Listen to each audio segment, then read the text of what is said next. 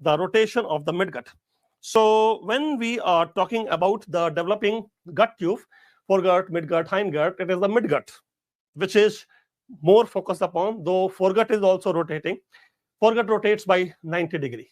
Stomach rotates by 90 degrees. Stomach is foregut. So that is 90 degree. But chiefly we talk about midgut rotation. And what do you think midgut is rotating by how many degrees? To make you understand, let me first tell you that there will be a duodenojejunal junction and there will be one ileocecal junction, the DJ and IC. So there is a DJ, duodenojejunal junction, and there is IC, ileocecal junction, and they'll be developing in the baby. They go out of the baby. They herniate outside into umbilical cord, and then they start rotating. So proximal segment DJ, duodenojejunal junction, the distal segment IC, ileocecal junction, and then they rotate. As the gut is going outside into umbilical sac, which is called physiological umbilical hernia. Physiological umbilical hernia, it will rotate anti-clockwise by 90 degree. So first rotation is anti-clockwise by 90 degree. DJ will come here and IC will be here. So first rotation, first of all, they go out and rotate. Then they'll try to come back. They are coming back because they cannot be there in the umbilical sac. They have to come back. So as they come back, now there'll be another 180 degree rotation, 90 degree and 90 degree.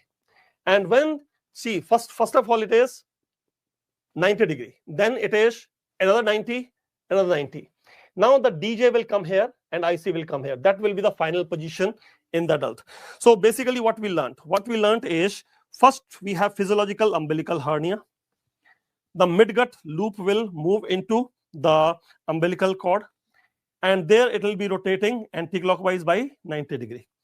Then it will come back. As it is coming back, it will be rotating again anti-clockwise by 180 degree. So what is the total? Total, it is anti-clockwise 270 degree. And which artery it is, because if you have DJ and IC, what is the axis on which they are rotating?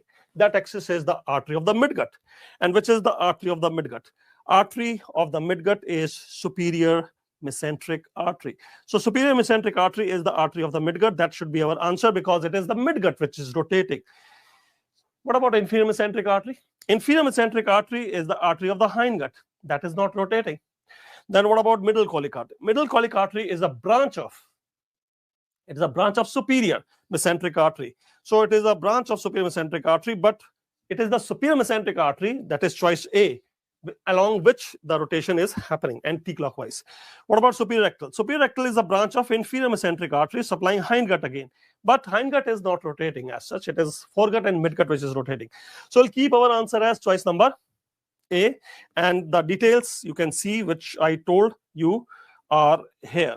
There are two diagrams which we need to know. So what is the first diagram showing? In first diagram, you can see for yourself. Let us use this color. See, you're looking from side view.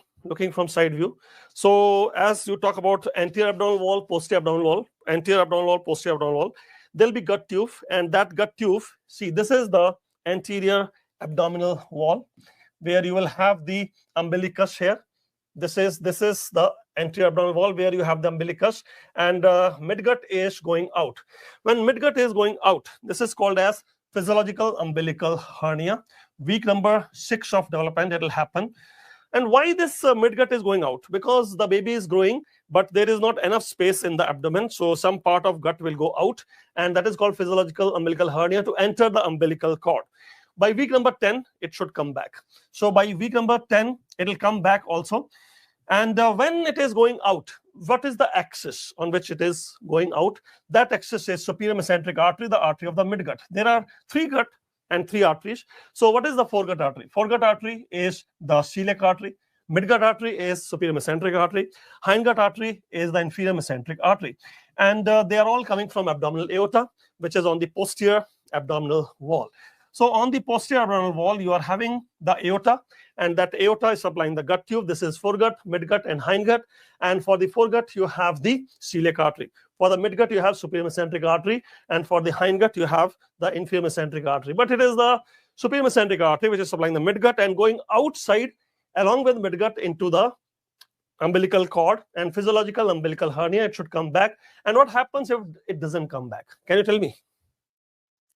Can you tell me what will happen if midgut goes out and doesn't come back? What is that called? Joy? Nothing? Tell me, what is that situation called when the midgut has moved out and through umbilical cord and is not going back? It comes as a question. You call it as omphalocele. Omphalocele.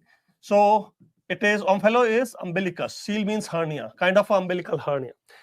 And why it happens? Non-regression of physiological umbilical hernia. When the hernia is not going back, it goes out and stays there, doesn't go back. That is called omphalocele. So all these are information. Yes, very good, fantastic, Joy. You are at least reaching 2 points, omphalocele gastroschisis, but it is omphalocele, correct? And Ajinkya has perfectly hit the target, omphalocele. Let me tell you about other details as well. But in this question, of course, your answer should remain. What should be the answer in this question? If it is the midgut they're asking, midgut loop, then you say it is superior mesenteric artery.